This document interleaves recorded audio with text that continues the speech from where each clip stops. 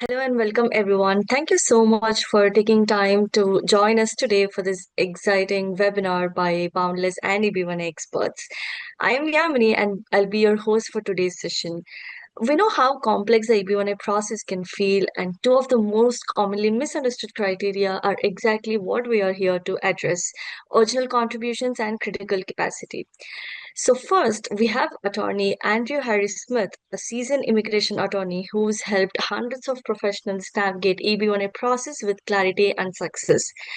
We're also joined by Raghu Reddy Suram, the founder and CEO of EB1A Experts and an EB1A green card holder himself. So Raghu also brings a rare combination of personal experience and strategic insight, having worked with high achieved professionals across tech and beyond. So today's session will be packed with actionable insights. So whether you're just starting your EB1A journey or reviewing your petition, you're in the right place. So, before getting into it, a few quick housekeeping notes before we begin.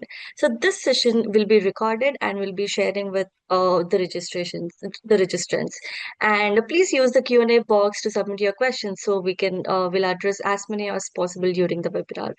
So, without any further ado, Andrew, the floor is yours. Thank you, Yamini. Thank you, Raghu, for having me on here.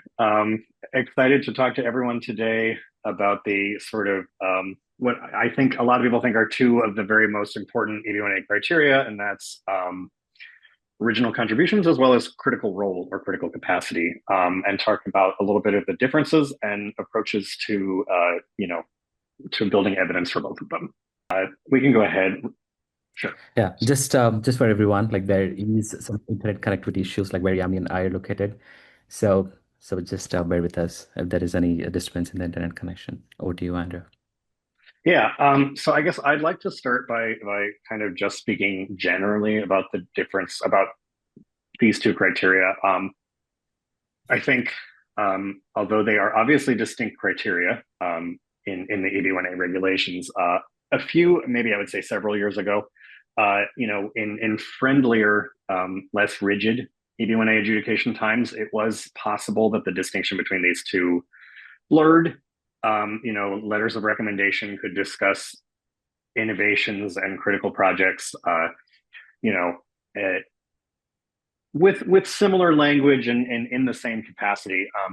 In sort of the more sort of more narrowly focused adjudication trends that we've been seeing from USCIS recently, these criteria are really being sort of parsed out separately, and I think it's important that we really move forward in your EB1A journeys sort of with a keen awareness of the distinction between these two and how to prepare for both.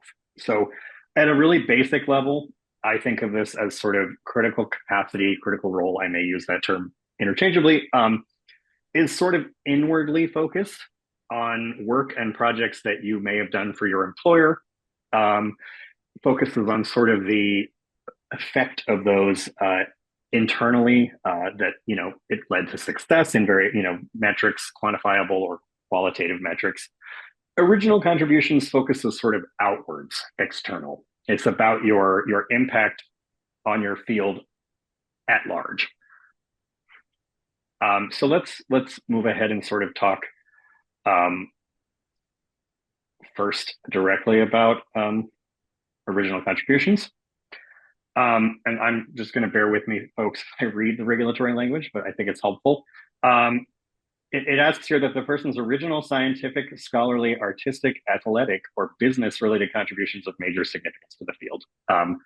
Now, one of the first things we sort of look at in sort of background in terms of what is Immigration Services USCIS looking for is the policy manual. It is not law, but it is something that the officers who are reviewing these cases will be looking towards.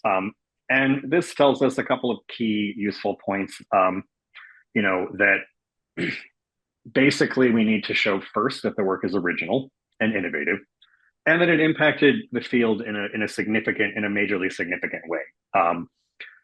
Generally, what this means is that we need to have, and this is the key word I think for this criterion that I'll bring up again and again, and that's objective evidence.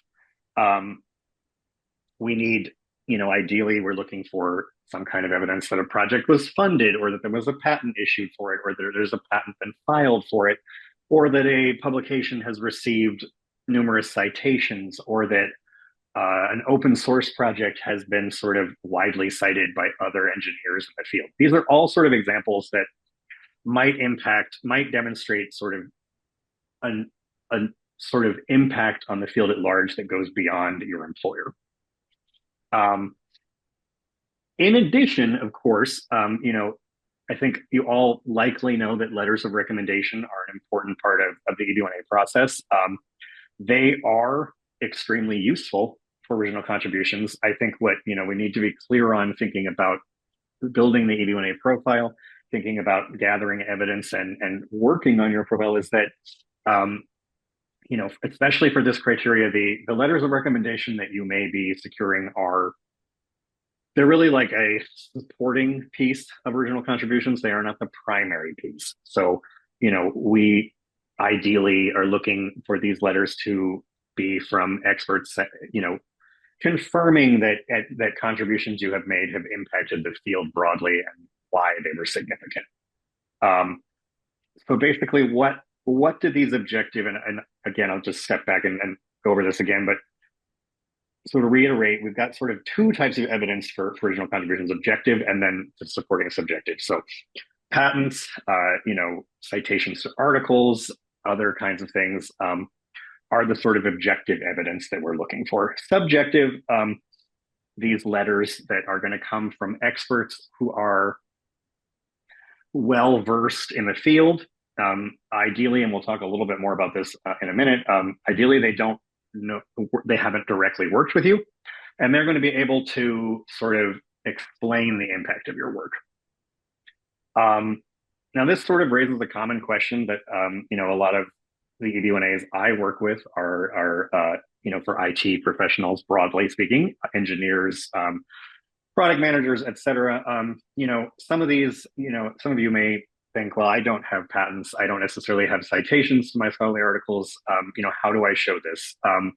And I think one thing that's really useful to think about here is there are other ways that we can sort of provide this objective confirmation of original contributions. One might be media coverage of like a project. So if you, for example, worked on a product launch of a new sort of widget for your employer, and that there's been media coverage about the impact of that product, and we can tie that product to your work. That's something that can also, it's less sort of straightforward than patents or citations perhaps, but it is something that allows us to truly speak to kind of providing objective documentation of the significance of your work in addition to these expert letters. So here's like takeaway from this original contribution. One is to sort of start thinking as you are sort of building your EB1A profile, whether that's in initial stages or farther along, to start thinking about work, your contributions, think your projects or other developments that you've worked on. Are there sort of supporting documentation of these projects? Have they been covered in the media? Are there reports about their impact? Do you have sort of verifiable like evidence that, for example, like a number of high profile third-party customers used this tool? These are all things that really help us make clear that your impact went sort of beyond just your work for your employer. And then the other thing I would sort of add that I think is important is to think about these independent experts who might be able to support your case ahead of time.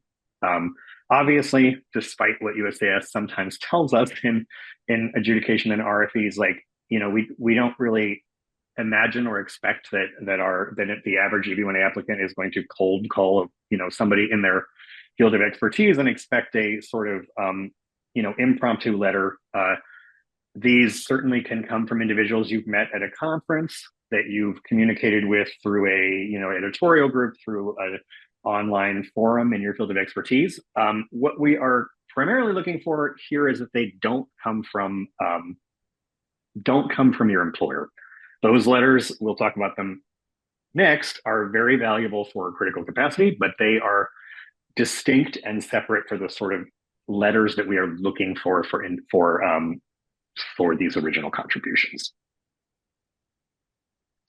And I guess like this sort of raises the question of what are some common issues with original contributions? And one I would say is, you know, innovations at employer. A lot of times these don't necessarily show the industry impact that we really want to prove for original contributions. Sometimes they do, but we really want that objective evidence to sort of draw that out. And again, just that, you know, letters from your former managers, directors, these are really helpful for your EB1A case, but these are, you know, primarily going to be focused on your critical capacity, not on original contributions, with rare exceptions. That's kind of move to talk about critical and leading role, so that you all have a sense of like, you know, how we can see the difference between these two now that we've sort of given a overview discussion of what original contributions look like. What is the sort of mirror criteria, this critical leading capacity? I will note on the outright that the regulatory language says a leading or critical role for organizations or establishments with a distinguished reputation. You'll note that I have mostly used the language critical in this sort of discussion. That is just because I think for the vast majority of EB1A cases that we file, it is much easier to establish a critical role that's had an impact than it is necessarily a leading role, since U.S. immigration tends to have a very narrow view of leading role, kind of expecting people to be C-suite level people managers, not, and so most times focusing on sort of critical capacity in your work and in your field of expertise is going to be a more productive and helpful tool for your EB1A profile. Now here, again, we look for the policy manual, and it very helpfully sort of tells us that this is actually a criteria where USAS should look for detailed letters. But what they give us some helpful information, which is that these should come from your employer. They need to provide detailed and specific information about why your role, why your capacity was critical. And it needs to be sort of, there isn't a direct comparative part. Like, we don't need to, necessarily prove that you are the best software developer at X company for this criterion. But it is important that we show a sort of sense that without your critical work on certain, like whether it's product development or building a database, that these like were essential to whether the entire organization or a unit or division of it, that sort of department or division, achieved success, achieved measurable outcomes, because of your work. And so this obviously, raises some important questions about these support letters. It's obviously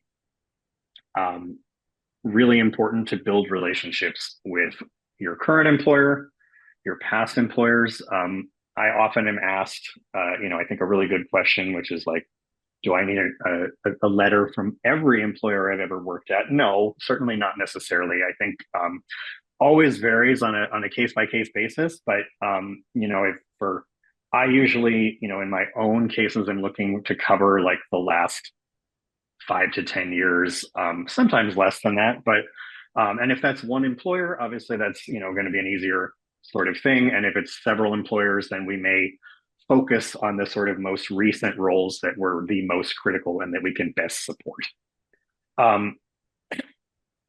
Another sort of common important thinking point as you're thinking about critical capacity is, and one that I am frequently asked in consultations that I handle is, how important is it that I get a letter from the CEO, the CTO, And I think the answer to this is like, as always, like it depends. And I apologize, that's a very like attorney answer. But what I always like to tell my, potential clients and clients is that, I think of this sort of as like the Goldilocks approach.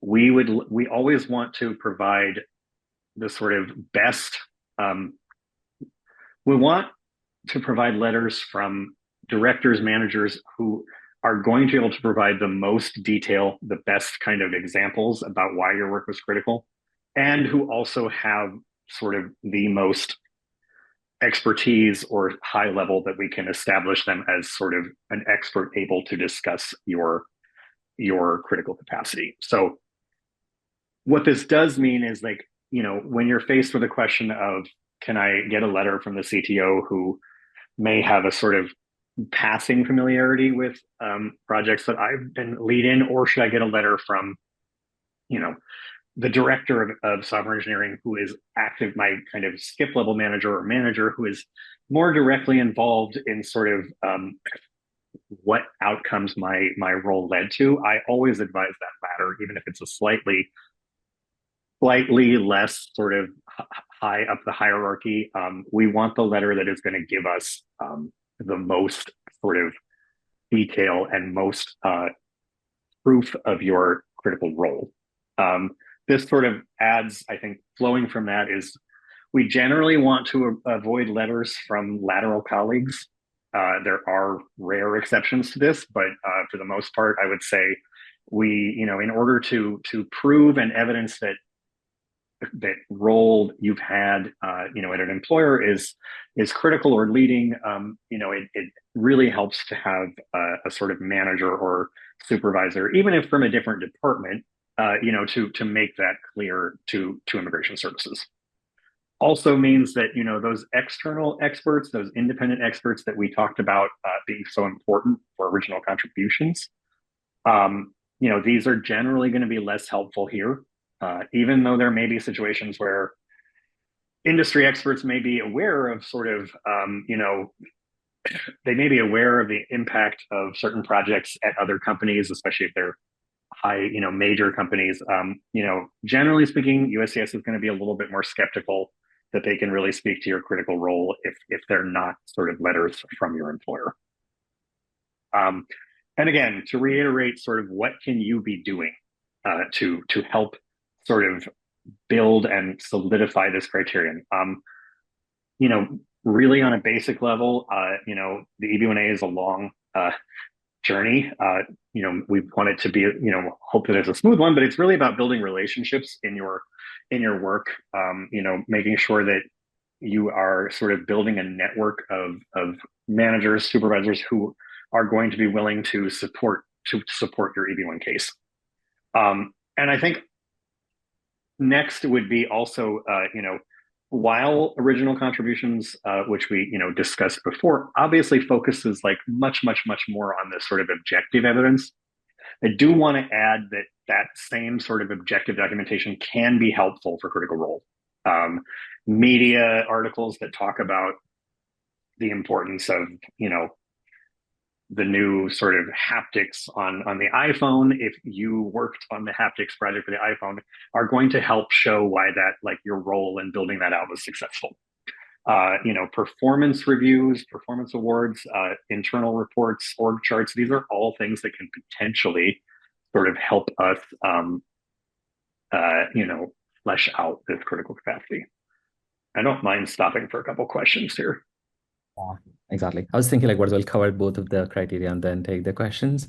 Yeah. And one of the common questions we always get is about the structure of these letters, right? And most of the clients like we work with and most of the audience as well, like here are tech professionals, they work on like a very innovative, sorry, can you see me fine? Yep.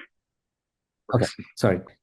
Sorry, everyone. Just the location where we're at, like, what is it? There's a loss of power. But one of the common questions which we usually get is like the structure and also the depth of the content as well. Yeah. Example, let's say, like, what's as the example what you mentioned about the haptics. It's a great question, and obviously we want detail. The policy manual really specifically tells us, that we want to see these letters need to provide sort of detailed and probative information that addresses how this role is critical. Now, obviously, a lot of the clients I work with may work on projects that, it may be difficult to provide to provide quantitative metrics for everything, or we may see examples where, a company like Apple will not, sign off on certain details being in a letter. That's not, incredibly uncommon. What I think we try to do here is, it is important that we get uh, as much sort of detail in these letters as we can, but we also want it to sort of be explainable and sort of plain English as much as possible, so the officer understands why this is sort of important. And obviously, having sort of uh, details and numbers or figures that we can't sort of document objectively, it may seem like we are kind of adding, important details there, but there is a sort of risk of having so many details in a letter that the officer sort of starts to doubt and want to see, you know, proof that the sort of project you worked on led to an 80% increase in revenue if we can't document that. So in terms of like the structure and sort of content of these letters, I would say, um, more is not always better. It's important to remember that immigration officers don't have a huge amount of time to review these EB1A petitions. I know it's a little frustrating considering how much effort and emotional like kind of stress goes into these petitions. And we're submitting 500 or 600 page petitions, and sometimes the officer is spending 30, 40 minutes on this. And we want the letters to really clearly get across, why your role is critical. And that's, really most likely a 1.5 to 2.5 page at most letter that has sort of 2 or 3 paragraphs of clear examples on why your role, was really sort of critical for the organization as a whole. My own sense is that kind of a sort of huge number of sort of details isn't at some point kind of gets lost in the message. Definitely, Andrew. Thanks for the detail there. One of the question is coming around like the number of letters, and also like the number of projects like we should cover in the letters. Is it actually good to focus one organization, multiple letters, or is it like gonna focus is it better to focus on like multiple organization and multiple like different recommenders? That's a great question. As always, it depends a little bit on the individual case, of course, but I would say, speaking generally, I always target 5 to 7 recommendation letters. There have been sort of occasional cases where I have worked with individuals who had like a 25-year career in a couple of like really disparate, really different industries, and it's possible at occasion that we might provide more than 7 letters, but it's rare. I would say typically we target 5 to 7 letters, and that's including this sort of industry expert independent letters that are going to support original contributions. So kind of moving to that second point, I think a lot depends on sort of the career trajectory that you may have had. But if you've spent, for example, 5 or 7 years with one company, we're obviously likely going to want to focus on at least 2 or 3 letters from that, especially if it's your most recent employer and you've spent the last 7 years there. I think it's normal for us to have multiple letters that focus on different projects for that organization. Now, if you have worked for a number of prestigious employers, sort of, uh, you know, and we've got maybe like 3 or 4 employers over the last 10 years, it might be that the best way to support your sort of critical capacity is with one really focused letter from each employer. So it depends a little bit on the situation, but I would say, generally speaking, one letter that covers multiple projects would not be unusual, especially if we have sort of like multiple employers that we're targeting for the EB1A petition. Awesome, Andrew. A couple of questions which are coming around like the original contribution. Mm-hmm. Like I know we did talk about like patents, citations, also like open source contributions. But like what's a couple of questions is that like what is it? They're tech professionals, they're working in the industry for like 15 years. And they do have like a lot of innovations, but they are internal to the company. They're like internal projects because they're mostly working on the internal projects. However, these internal projects are used by some other, the impact external to the company, but it's not a direct impact, it's an indirect impact. So the question, there's a two questions in there. One is like, if it's a tech professionals, what exactly the things we need to use for original contributions? And the second one is like, if you're working on internal projects, can they still claim the original contributions? If so, how? Yeah, great question. And I certainly recognize that, a lot of the tech professionals that we, that Boundless works with, and that I've worked with over the years don't necessarily have the opportunity to, publish research papers as part of their role or to do sort of, regular patented work. I would say, it makes original contributions a little bit more challenging. But one thing we can do in these situations is, let me give two kind of straightforward answers. One is internal impact that has had sort of an indirect impact on the industry. It is certainly trickier. We really want to have some kind of objective evidence that indirect impact exists beyond just the recommendation letters.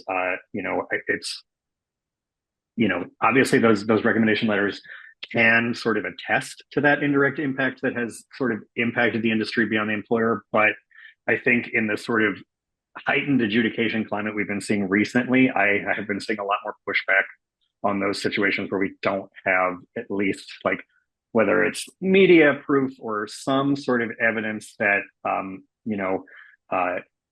even if it's like a highly read company or internal company blog or internal company report, but it's something from like AWS where even though it's internal, it's very widely read in the industry. Like sometimes like some of these might help us sort of get that point that this is being picked up and used by a lot of like third party customers, clients. But again, it is more tricky. And I would also add a sort of radical answer to this, which is, don't be sort of disheartened or frustrated if maybe original contributions isn't the best criteria for your case. I have filed dozens of many dozens of cases where we really focused the case primarily on critical role, high salary, published material, and had a really strong rate with those cases because for whatever reason, like original contributions was harder to claim for somebody who had a lot of like internal impact, and that's not a sort of it is not a red flag or a death knell to your EB1A petition.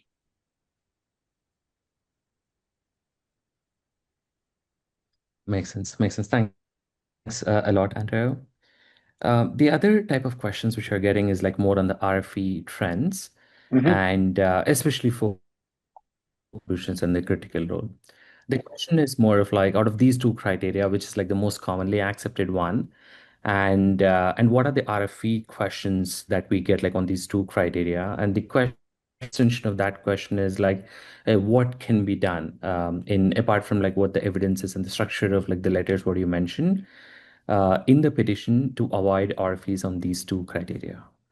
Yeah, and let me sort of back up and start by, uh, you know, sort of reminding everyone that a lot of RFEs that we see, for EB1A cases are extremely generic. They are highly templated. A lot of USCIS officers are relying on the sort of RFE sample that they're given by USCIS, and as frustrating as it is for us to see this, like, some of them may well sort of just provide that templated thing and it may just say, you did not provide sufficient detail about why your role was critical with no further sort of explanation. So I want to be careful and sort of like talking about like, necessarily what the sort of RFPs always call out here, but some things that we are sort of seeing recently in more specific RFEs is, I would say, a couple of things. One, first, I would step back and say, in RFEs that challenge multiple criteria, it's typical for original contributions and critical role to be both challenged, but I certainly would note that critical role is much more likely to be accepted overall than original contributions. And I think that's partly due to sort of a recent trend in adjudications. And I think part of the reason I'm trying to push this point about objective documentation for original contributions is, again, sort of the last year or so, really seeing an increase in RFEs from officers really hammering on this, like, letters are not enough for original contributions. Sometimes it's in a very kind of, badly argued, not helpful way. Sometimes it's, slightly more rational, but I would say, both criteria, we tend to see comments about letters. They're not detailed enough. You didn't provide specifics. This is sort of a really like common thing. And obviously when you're working with an immigration attorney, they're going to, work with you to make sure that these recommendation letters are, as detailed, as well written, as sort of targeted as we can make them, to do everything we can to sort of avoid these RFPs. But, again, that's a common sort of critique coming out of these RFPs. Another I would say is, did we see sort of, is the critical role letter from somebody who is really like best placed to sort of comment on the sort of impact that you had at the company. And in addition to that, something we see quite frequently is prove to us that you are sort of more than just a averagely good tech professional.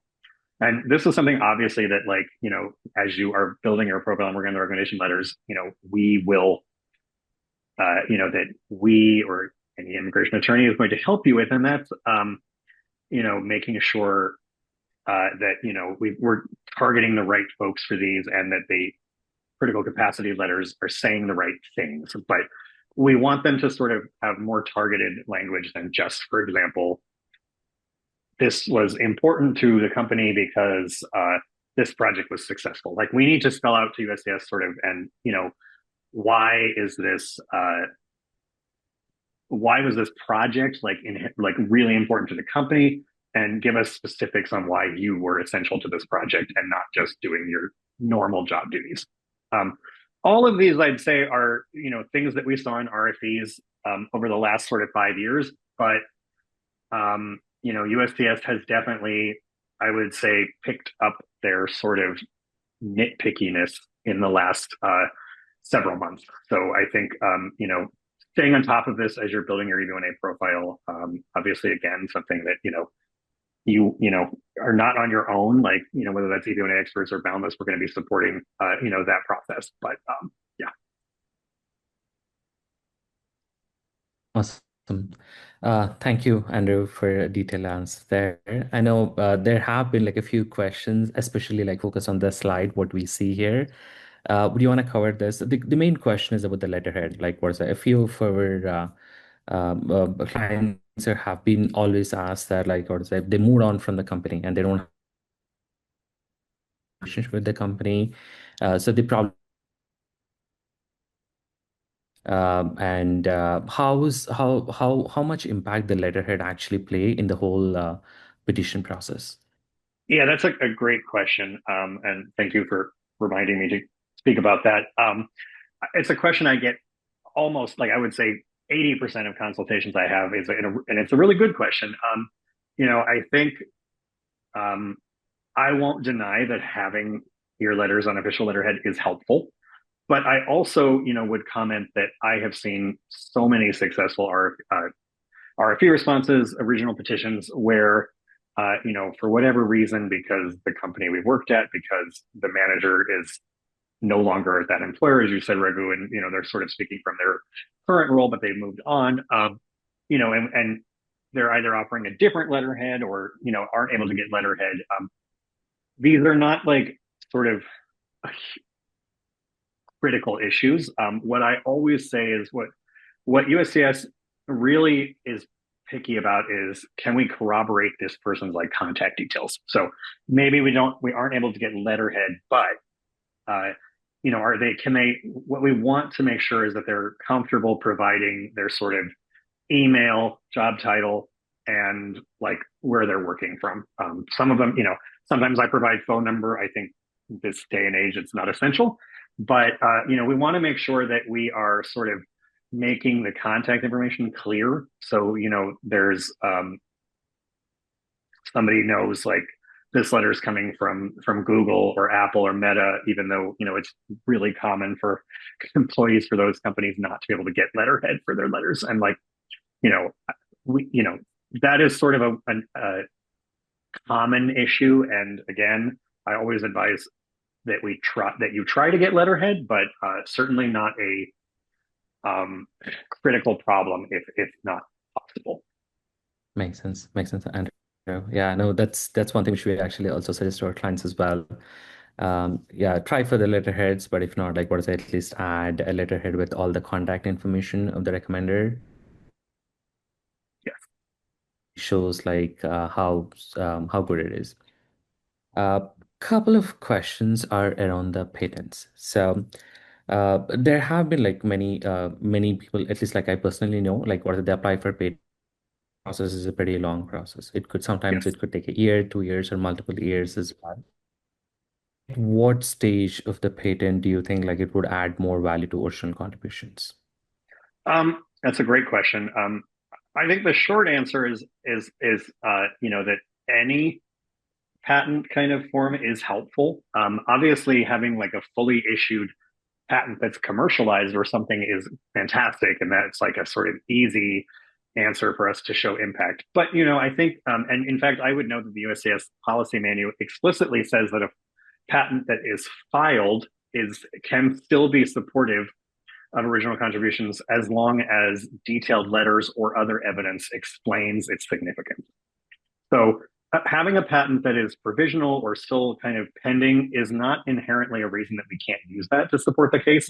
We just want to make sure that any sort of expert letters or letters from managers at your employers that might talk about why the project was patented, that they are clear about why the sort of innovation that led to that patent was important.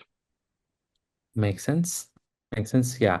I mean, in my opinion as well, right? Like, what is it? To file the patent, the work has to be like substantial. The work has to be good, and it's being used across like the company and also like the industry. So even in a few of my clients, like we suggest to use the work actually, which is actually added to the patent as well, like in the letters, even if the patent is not filed, based on the recommendation from you, Andrew, and also based on the recommendation from other attorneys and Boundless as well. Uh, I know we're focusing like on two criteria, but there have been like several questions on the salary criteria.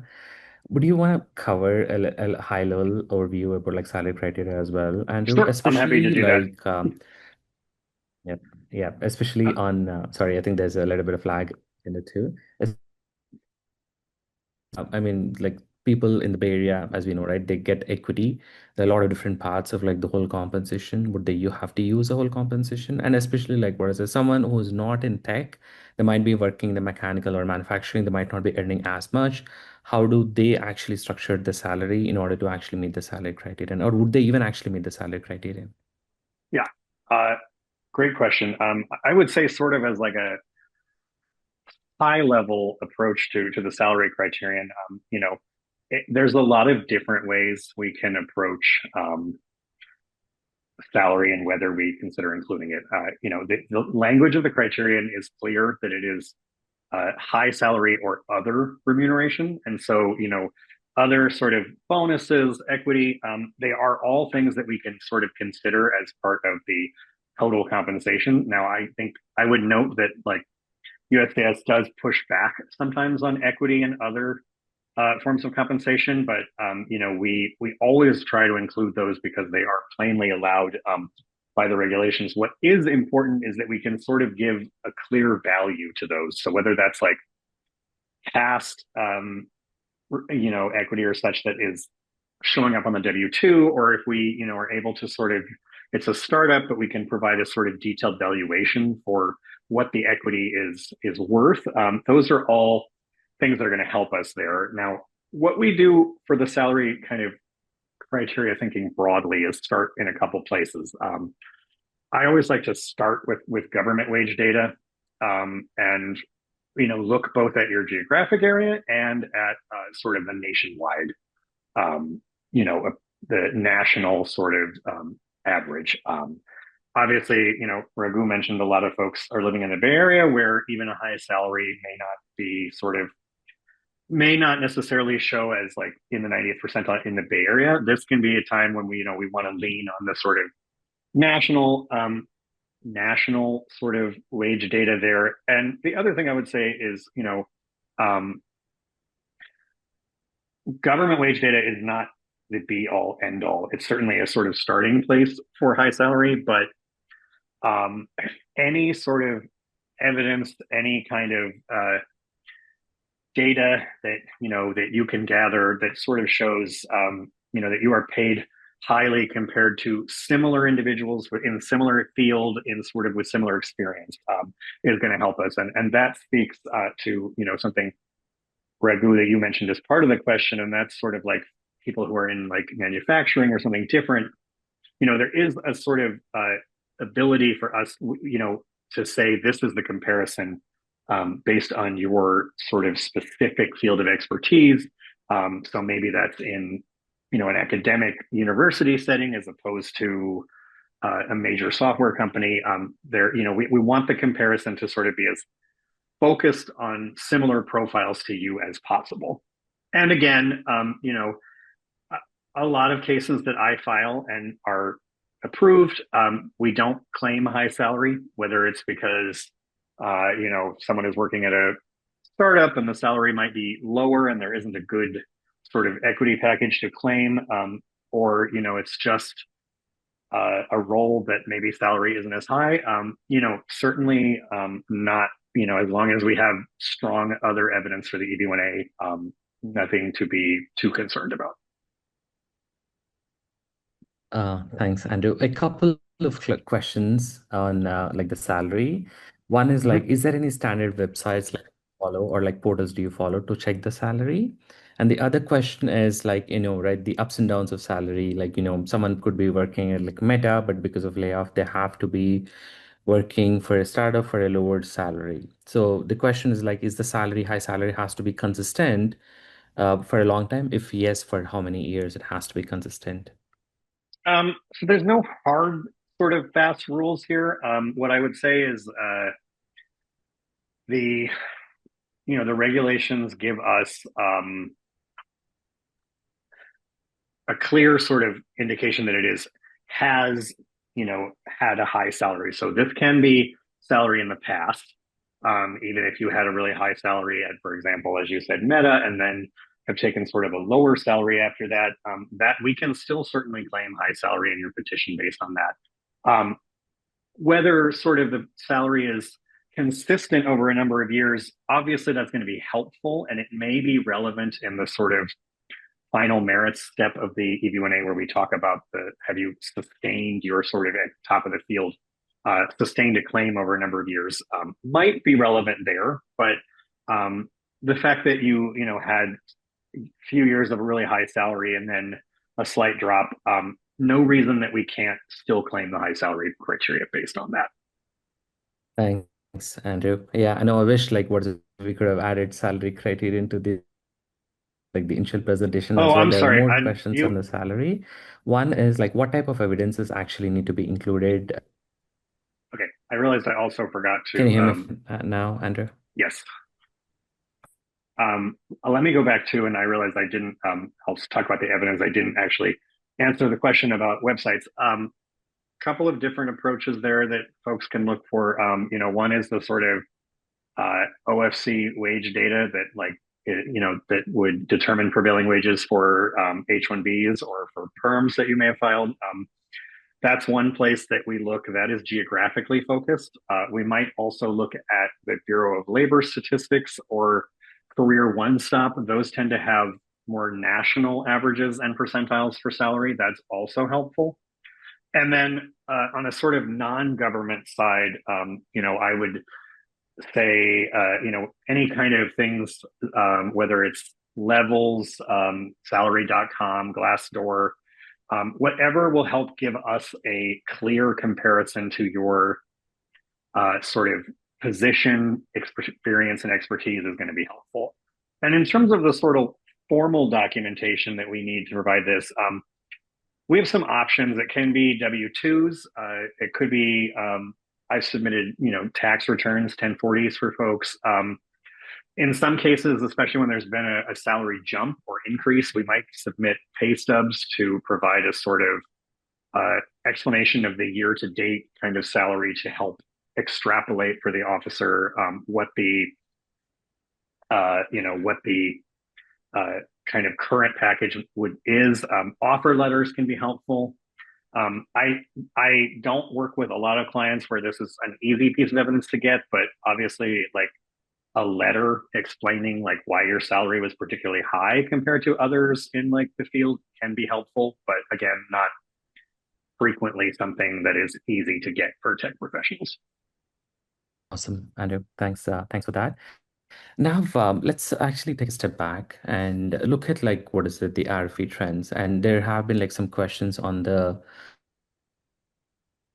dates, the priority dates as well, like on the USCIS visa bulletin. Do you know like what are the different factors actually impact like the visa bulletin as a whole, Andrew? And the other common question which I personally get, which I really like feel like really difficult to answer, is like, hey, do we see like it actually moving forward? Can we predict it? And what are the different factors impacting the same? Good question. I am not an expert in the sort of arcane math of the visa bulletin, but basically speaking, the dates for the visa bulletin are sort of come from the number of green cards that USDS issues each year. Each category has a certain number allotted. If for example, frequently like EB-1A approvals for individuals, not from India, China, the Philippines, or Mexico, those sometimes may not fill all the slots. And so, for example, USCIS may then be able to use some of those for, EB1 India or EB1 China applicants. How exactly like that is, moves forward is really difficult to predict. What I can tell you is that typically the beginning of the fiscal year, so the October visa bulletin, is when we often see a sort of substantial change, if there's going to be one, in the visa bulletin, whether that's a move backwards or a move forwards, likely to be something we might see in the October visa bulletin. Yeah, good point, Andrew. Yeah, to be honest, like I've been seeing like what is the EB1A for the last like 3 to 4 years, and there's been significant ups and downs. Like I've seen it like moving forward like by year two, like one day I've seen in the same year, probably like I've seen 6 months or 1 year as well. Yeah, it's definitely like what's around the number of applicants, how does it actually move forward? Now, the other questions is like about EB2NAW and EB1A. So one question which came in like was if they're qualified for EB2NAW, should they go for EB2NAW or should they go for EB1A? Which is better? Because the main I think like the underlying, this is not mentioned here, but the underlying point is like when you look at the USAS approval rate, EB2NAW approval rate has been significantly dropped in the last 2 years. I think it's around like Yeah. 650 or 60%, if I'm not wrong. Mhm. But EB1A, I think, is around like 70, 65, 70%. So it's over. Should they go for EB1A or should they go for EB2NAW? Yeah, it's a good question. And you're absolutely right that the NIW approval rate has really like dramatically dropped this year. I, in the past, often recommended EB2 NIW to individuals when it might sort of get you an I-140 approval, get you sort of that I-140 approval, to extend the H-1B past 6 years. You're not tied to an employer. So even if for some reason you eventually adjust status on the EB2, you're not tied to an employer.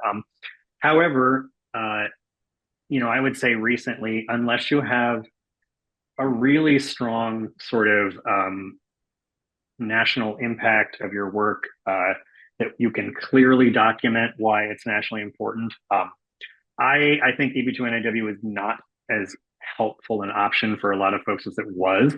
And some of that may be because I think a lot of some tech companies filed a lot of NIWs when they were sort of unable to file perms for various layoff reasons. And I think that sort of over flooded the NIW uh, sort of adjudication. And we've seen some pushback from USCIS this year where they are becoming really much more strict on NIW. So again, very useful sort of visa option in some cases, but I think not the sort of flexible for most individuals. I would say taking the time to build a profile for EB1A is a better option. Definitely, Andrew. Yeah, thanks a lot. Just a couple of last questions. Mm-hmm. One question is on the, just give me one sec. I think I lost a question. Oh, about the, so they work staffing, consulting, and contract roles. And when they're getting letters, do they have to get letters from the end clients or do they have to get letters from like the companies they're working for? And explanation of that question is like when someone is actually working at the same company for 11 years or 12 years or like for their whole like career, how would you suggest to get different type of letters? Like what letters they need to get in order to add a lot of value for the critical role or Yeah. original contributions? Two good questions. First, for sort of contractor staffing, professionals. Critical role can be a little bit more challenging. I think the ideal situation is if we can get letters from end clients because we want to say that your role was critical in sort of achieving success for that client. Now, sometimes that's not possible, and we need to sort of pivot to argue that if we're going to submit letters from your sort of consulting or staffing employer, like then in that case we have to prove that your role was critical to them, which is something we can do, but it is a little bit of a different. We would need to, for example, they would need to attest that your work for the end client was super important and critical for their success as the consulting company. So it's not a dead end. Obviously, if you work for a consulting or staffing company, we just need to be a little bit more strategic and creative with the letter process. In regards to the second question, it's a good one. For individuals who've had sort of one employer for most of their experience, normally what I propose is, that we try to get, thinking, for example, about the sort of ideal 5 to 7 letters for an EB1A petition. Probably 3 or 4 of those are going to be employer letters. And so if that's one employer, then we're going to target probably 3 or 4 from that employer. I would, generally try to suggest that they cover either like different projects that you had, different, work projects, work products that you had a critical or leading sort of role on, or it could be that we get 3 or 4 letters from sort of managers or directors with different expertise. So like one might be a technical supervisor who can talk about the importance of your impact there, and another might be sort of a product or some kind of client or customer focus where that we can get a sort of business sense of the impact that's different. So those are 2 different ways that we might approach that, sort of to give a wide picture of your sort of critical or key impact at that one employer. Awesome. Thanks. Thanks a lot, Andrew. One last question Mm-hmm. is about the number of things, like number of patents, number of citations, number of like projects, and number of years of like work experience as well. How does that actually impact like on the critical role or original contributions? Yeah, it's a good question. I would say obviously with some this is not universally true, but generally speaking, the like quality and impact of evidence is more important than the quantity of it. And I even think the same is true for work experience. Like if you're applying for an EB1A with only 5 years of work experience, but you have had like a tremendous impact in those 5 years, that's a stronger case than 20 years of experience that are kind of not very critical. And in general, I think when approaching EB1A evidence, it's obviously, I think, submitting just one piece of evidence is sometimes going to draw USCIS's attention. But on the whole, it's more important that we have sort of several well-targeted, well-crafted, impactful pieces of evidence than a sort of broad slew of less quality evidence. Awesome. Thanks. Yeah. Again, questions. Again, for Andrew coming to the webinar. Any last minute thoughts? I'll just circle back to sort of what the critical role original contribution that we've talked about today, and I think I would just reiterate and stress to folks that these are important criteria, and we are really increasingly seeing the distinction between them highlighted by USCIS, and it's important to take that into account as you're working on and building your EB1A profile. And I think with the proper planning, strategy, and work, you can present solid arguments for both these criteria. Awesome. Thanks, Andrew. Over to you, Yamini. So thanks, Andrew, and thanks, Raghu. So thank you all so much for joining us today, and thank you, huge thank you to Raghu and Andrew for breaking down all the criterias and for sharing strategic insights based on EB1A success stories. So if you have any additional questions or would like to have personalized evaluation, feel free to reach out to us at Boundless and EB1A Experts. I will be adding the link here in the chat, so you can schedule a call with us.